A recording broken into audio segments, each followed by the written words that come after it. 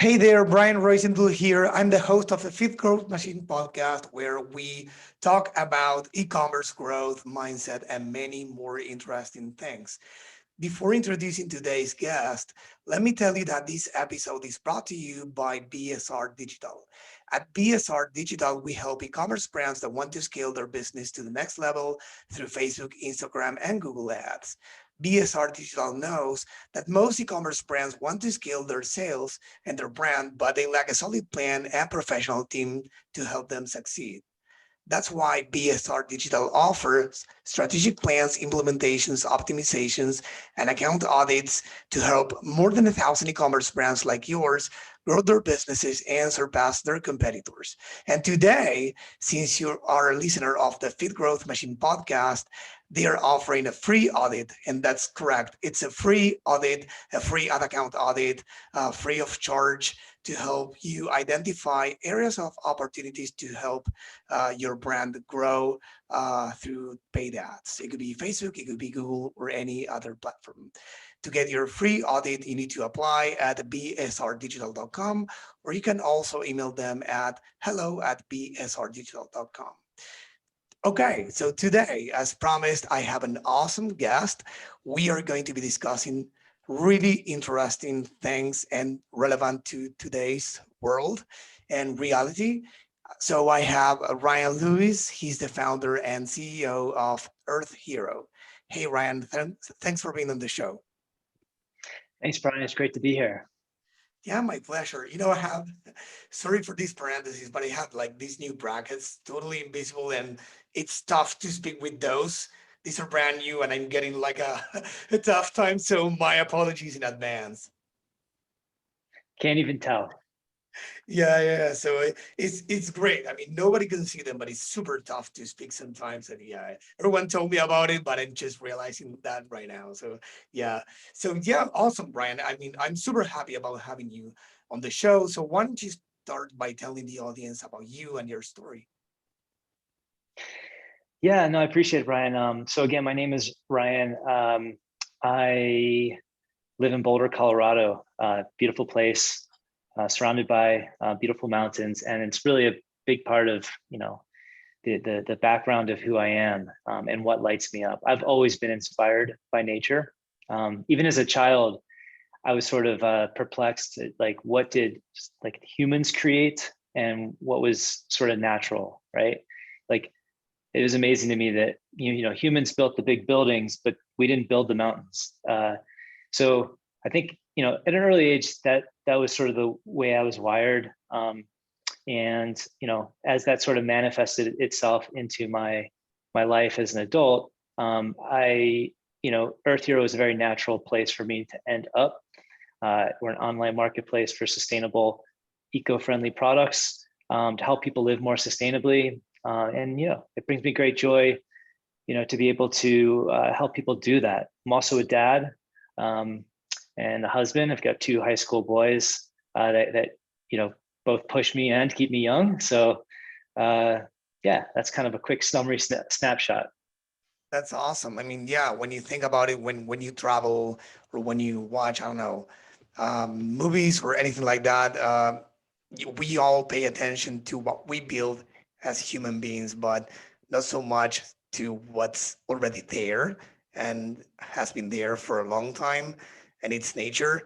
I remember I did like scuba diving one time in my life, and I felt, in National Geographic in a documentary, it was like a totally different world. All the like the fish and the whole thing was something unbelievable because we don't live underwater, and when you do scuba diving, among other sports or activities, you actually feel that you're in a whole different place, in a whole different world, more calm, and it's not even built by us. So there are many things like those. So I share with you the feeling about the planet and what's not probably made by us, right? Yes, there's a lot of it. Yeah, and there in Colorado, you have a lot, right? I've never been there, but I've been told it's beautiful. It is. No, there's it's a big state, so there's a lot of diversity here, but yeah, nature is a big part of the culture here. That's awesome. And where, I mean, or when does your interest about the environment come from? Let's say, probably where, yeah. Yeah, it's a good question. I've always been more comfortable in nature than when I'm not in nature. I think that was just part of the way I came into the world, so to speak.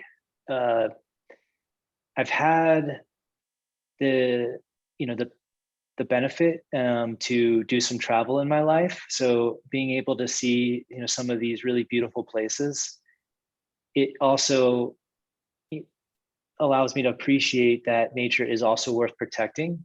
Um, and that if we're sort of not aware about that and we just let the world sort of run its natural course, over time, certainly in my life, I've seen it, you know, humans sort of plow into nature, rip it down, extract it, exploit it, with short-term, maybe thoughts in mind. But yeah, so I think as I've sort of grown and having kids too, like I think it's very natural to want to show them the world and also make sure it's still around for them. So when they're older and they have kids, again, a very cliche perspective, but it's very personal to me as well.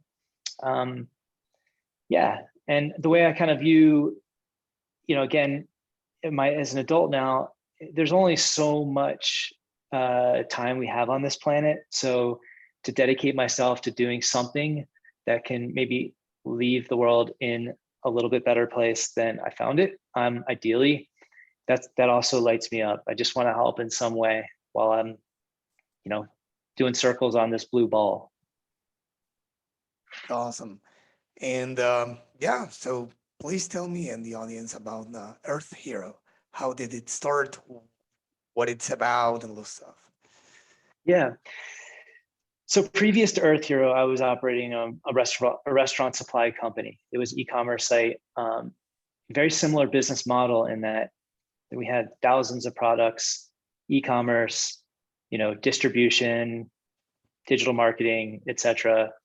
But at the time, the restaurant industry is not very sustainable, and I was trying to steer it in that direction, but realized like it was just gonna be a pebble of sand on the beach, right? It was Yeah. there was it just it wasn't going to work the way I wanted it to in terms of my vision. So I decided to sell the company and leave and um, try to figure out what to do next. Long story short, it didn't come easy for me. We took a sabbatical and moved to Costa Rica, just to sort of figure out next steps, give again the kids the opportunity to see something outside of Boulder, and challenge myself to start something, that next chapter in my life that mattered. While I was there, spending time in nature, right? Very beautiful place, but also there's a lot of trash, as you can imagine, in the water, on the beaches, etc. And maybe serendipitously, I had read a book called The Story of Stuff, which detailed out exactly how much harm and why traditional consumption creates on the planet. And like a light bulb went off of like, part of the problem with all the waste in the world is we just sort of haphazardly consume a lot of products we use one time and throw away. And manufacturers are making products with no regard to where their end of life and the stream of destruction making the products actually does. So yeah, this book sort of detailed out that there's a better way. You can make and consume in a way that doesn't have to be so harmful, which immediately led to the idea of how do I find all these products? And using some of my experience in previous business, in terms of the model, curate the world's best, most sustainable products on one platform and make it easy for people to trust and consume in this way. So that's what EarthHero is. It's a collection of world-class leading pioneering brands, close to 300 brands, thousands of products, all individually curated for their best-in-class sustainability, making it easy for consumers to shop this way and live this way. That's awesome. So we had like a probably not a similar business model. Well, probably a similar business model, but in a different, let's say, industry. I had the pleasure to meet the founder of Veggie, which is the probably, let's say, the vegan version of Amazon, the plant-based version of Amazon.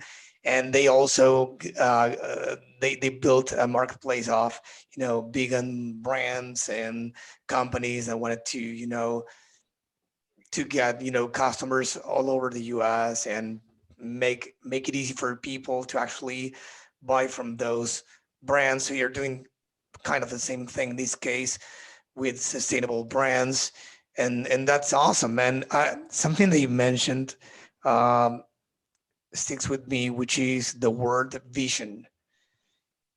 You said that probably something didn't fit with your vision. So why do you think that having a clear vision for you as a person first, and then as the founder of a business, and then for the business itself, it's important? To have a vision, Yep. it's critical because it is the only way to get to a particular point that you want to get to. I think if we're just achieving next steps or short-term goals, I think, even if it's 1 or 2 degrees, different than what you really want, over time, you can really drift quite far away from what you initially started the business for. Or even worse, if you don't have a vision or even haven't taken the time to think about it, then you're just going to evolve randomly. And you may or may not like the result. So in addition to that, it becomes really sort of arbitrary to course correct if you don't know where you're going. You're just sort of like chasing the shiny object, or kind of randomly trying different things, or just going where business takes you. And that's something that I've learned over time, not only in business but my personal life, that if I truly want to be at a certain point, like the more I can define that, the easier and more successful I am at achieving it. Got it. Yeah, I mean, I share that with you. It's really important. And for those listening that haven't defined their vision or the vision for their business yet, do you have any tips for them to start? Should they aim to be the best at their industry? And is that, let's say, mandatory, or are there some other visions that is not to be the number one company in this industry, or to be that? I think it starts with your why. Like, why are you doing what you decided to do? Or why are you considering doing something that you're considering to do? And it should be personalized, to say, like, I want to be the biggest company in this industry, or I want, this revenue by this day. Like, those are fine, but I don't think those are visions. I think it's what are the things that are going to make your brand different? What are the things that make you different as a leader? And to kind of marry some of those like personal authentic attributes of your why, and also what you maybe think it needs to be a little bit different in the marketplace, but ultimately something that you can be successful at. Like, to not just say that you want to be something that you practically aren't really positioned to do, even if it's something you want. I think you also have to have this knowingness that you either have the skills, can acquire the skills, have the right team, know the right people. You want to be realistic, and because otherwise, if you're not realistic and you're not achieving that unrealistic vision, you can lose faith along the way, burn out, and ultimately be disappointed. So I think, yeah, you want to shoot big, but I think make it sure that it's you. You're not just, putting something out there that maybe is someone else's idea or something that you heard about. It's got to be really specific. So on good days and bad days, you're going to be excited to get out of bed and keep going. Yeah, and that vision should be clear to you as a founder, should be clear to you, your team, to your customers. I mean, it's important that if you are a one-man shop, then fine. But most businesses are not. They evolve over time, right? And to achieve that vision, you need your team to be a part of it and embrace that vision. So probably my next question is, I mean, how did you go through that process? I mean, because when you start a company, you have probably, as you said in the call we had the other day, some boxes to check, right? So what are some of those boxes that you have? Like, let's say to check when you start the company before even hiring people and building a culture around it. Yeah, so I think that there's a lot of basic steps that every business needs to, clear and accomplish, no matter what industry you're in, right? Like you need to name your company. Uh, you need to find a URL that's not, $100,000. That's actually one of the biggest challenges these days, right? Is finding a URL that you can afford, that you also get excited about. But no, but I think I got, initially sort of frustrated with a lot of that basic blocking and tackling because I wanted to get to the really, the juicy stuff, the brand specific stuff. Um, but yeah, I think you have to do both. Sort of stand up the business, get through all the administrative, stuff. Don't underthink that. For example, we applied for a registered trademark, and things like that.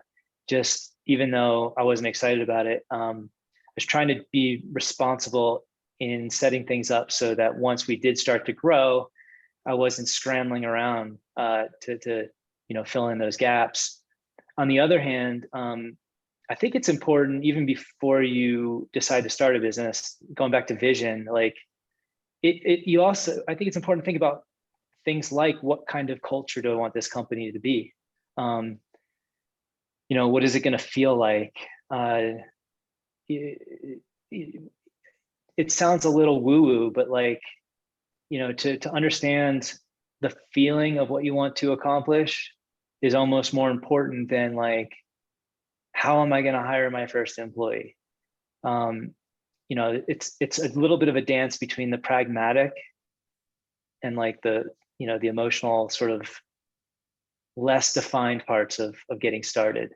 But for me, that's it felt good in the beginning to sort of bounce back and forth on those. When I get sort of lost in, where am I going to be a year from now? It's like, oh, let me just go back to figuring out this registered trademark thing. So yeah, that first year was scrappy and messy, but I think the thing that kept me going at the end of it all was just having a really clear vision. Sure. And what about hiring new team members?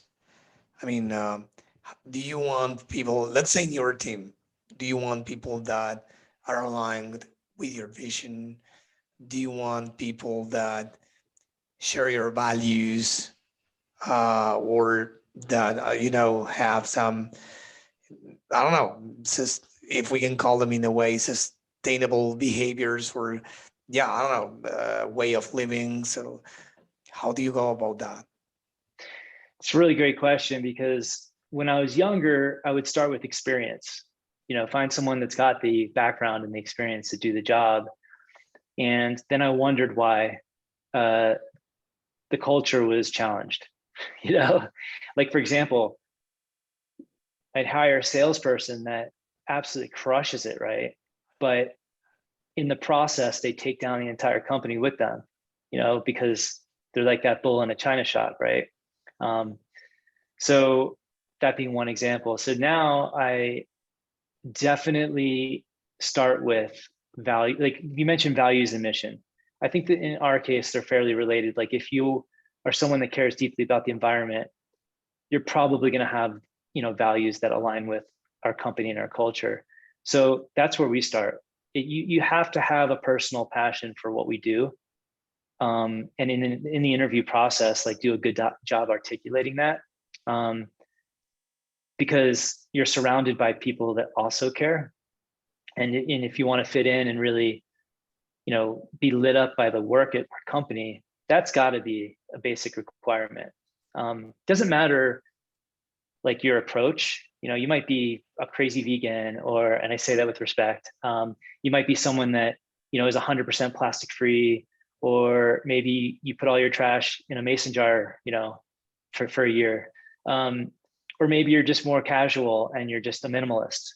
Like there's so many variations on that theme. But once we get over that hurdle, it's like, okay, now we can consider your experience. Because if you don't make it past that hurdle, we move on. And it just keeps the culture intact. And it also holds everyone at the company accountable. Because if you start to deviate even briefly, it's like you won't get away with it for the right reasons. It's like, it's good to be challenged. It's super interesting. And of course, for you listening to this episode, we always have, as you know by now, we have show notes, right? And we include all the resources mentioned on this episode. And one book I read, and I will make sure that it's there as well for you guys to check it out if you want, is Traction by Gino Wickman. It's a very well-known book in the space because, at least to us, we read a few. I mean, I read a few books about productivity, company, vision, culture, setting goals, and blah blah blah. But in the end, you need to take action, right? So, but that one in particular hit me because it gives you some specific tools to actually set your vision if it's getting tough for you. It gives you a tool that I don't recall the name right now, but it will allow you to evaluate whether you have the right people on the right seats. So this is what you're saying is like, I have like this Apple, that is not probably, how do you say that? It's like, it's not, you have this person that say that is probably working against you, even if they don't do it on purpose, which I'm sure they don't. They just don't share your values. They don't share your vision. They're against everything else. Sorry, every single thing. There you go, that you propose, and that's typically what we don't want, right? So the same way we nowadays, and we have had on founders and e-commerce directors of many companies, such as Overtime, that they do collaborations and they say, hey, customers nowadays don't buy just products, they buy an experience. The same with the team. You said it yourself. We don't want only people that know how to perform a task well. We want more than that. We want them to be involved. We want them to help us grow to the next level and share what we, what we uh, want to propose, whatever that is, aligned with the core values. So yeah, 100%. So besides that, how do you, I mean, this is probably in line with what we discussed already, but a little bit different at the same time, because you have the vision. And it seems like the same thing that when you graduate from high school or university, it seems that we all need to have things figured out by then. So in this case, you create a brand, and it seems that sometimes we feel that we need to have things figured out, and one of them probably is the voice of brand. We want to be clear with our customers, with our team, but probably is an early stage to have that figured out. So my question to you is, over time, how do you find the voice of the brand? That's a great question. I mean, we're not even 5 years old yet, so we talk about that all the time. And the thing that is our guiding light is our customers. We are having conversations all the time, whether it's SMS, email, social media, phone, live chat. Like, we're doing all these ways of connecting with our customers, and everyone on the team is trained, and we're always talking about listening to them, like truly listening. Like, what does the world need to hear from us? How can we best serve the world? And it's not just with product assortment, it's tone. For example, back in 2015, when I was contemplating starting this, the whole doom and gloom messaging was very very prominent. Like, the world's going to be destroyed if ... And at the time, there just wasn't as much sort of inclusive, humble, optimistic type of tone and language out there. And that was the approach we took when we launched, was like a more welcoming, um, more a softer tone, saying like, look, this is really complicated stuff. And we're making decisions all day, every day as humans on how to interact with the world, how to consume. And we're here to help you take just one next step. We're going to meet you where you're at. And whether you're, super advanced on the sustainability journey, or you've never even thought about it, that's okay. We can be your guide. We're going to get through, we're going to take that step with you. And when you do, you're going to feel great about it. And then we're going to be here to help you take that next step. So that's sort of been, a tone that we've adapted. That being said, it's not set in stone, because the world evolves, the world changes, and we're trying to make sure that we're constantly asking that question: what does the world need from us now? Yeah, and I mean, is there a benefit besides the obvious in people? I mean, is there a benefit for or something, let's say, in it for those starting that journey? I mean, to be more sustainable, does it feel well? I mean, does it produce anything on them based on your experience? I'm biased, of course, maybe, but at the same time, like, I feel like it's just fact, because of these conversations we're having with customers. It's Most people don't jump up and down because they bought shampoo, and they're, but what we're offering is a ticket to participate in positivity, in a solution, in a movement. And whether it's conscious or subconscious, when you make these decisions, and that they're a good decision, it's, even again, if you're not paying attention to the feeling, there's an intrinsic buzz that is visceral for a lot of people, that you're like, okay, well, I know I'm only one person of 7 billion people, 7 billion plus people.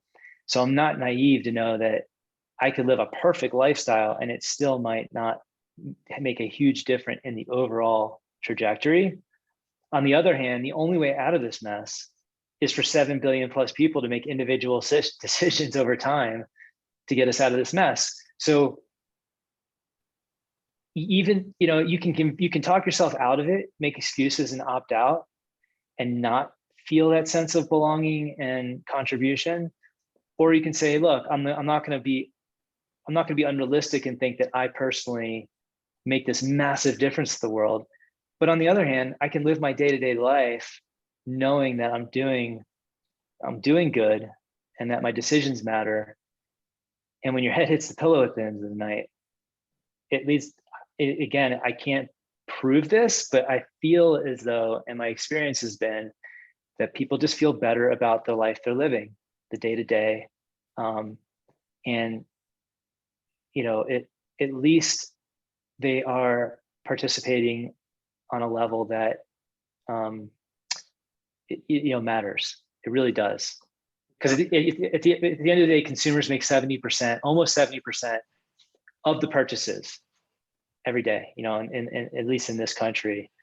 So if more and more consumers are purchasing this way, the supply-demand dynamic means less bad stuff's getting made, more good stuff's getting made, more trees stay in the ground, less waste is going into the ocean.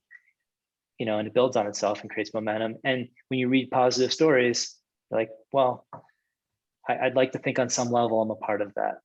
Yeah, I think there are a lot of misconceptions and objections when it comes to being sustainable or becoming or have more, let's say, sustainable behaviors.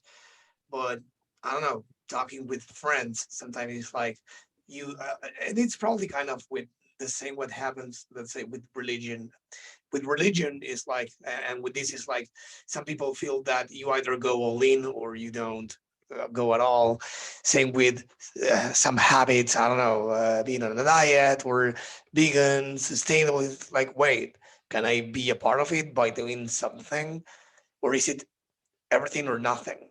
And sometimes it's like, hey, why am I going to bother doing this, changing my habits and my routine when it's not going to make the difference? And it's probably what, I don't know if it's one of the main causes for people not doing this, but I think that I personally believe that it's not either one or the other. There are many, there's a gray area, a big one there, and you can do one thing that will change something. I don't know, ending poverty is like, you can help every person in need in the world. But what if you can make the difference for one, right? For one day of their lives? Couldn't you do that? Right? So when things are visible, I think that's the thing. When we can touch and feel what's going on, we can actually probably be more conscious about it and take action, even if it's one thing. Um, So yeah, I mean, personally, I moved to the suburbs in the pandemic, right? I have two year old twins, and I was going crazy in an apartment in the city, and I moved to the suburbs, and there's this truck they coming every week to pick up the, the, how do you say, the recyclable, stuff, and not only the trash. So we say, hey, we have never done this because we lived in a building and there weren't two different trash bins, and the the guy doing the maintenance in the building, they took the same thing to the same place. So it wasn't a thing that we could see there, but now it's like, hey, the green truck or whatever is, coming to the door every Tuesday, and we separate things, and some friends go one step beyond and so on. But you can start some places. Some governments will encourage this more than others as well. The uses of straw or the plastic bags for the supermarkets. So I think that it starts there as well for government laws, but then we can all see that we can live without the things we have been using for many years, right?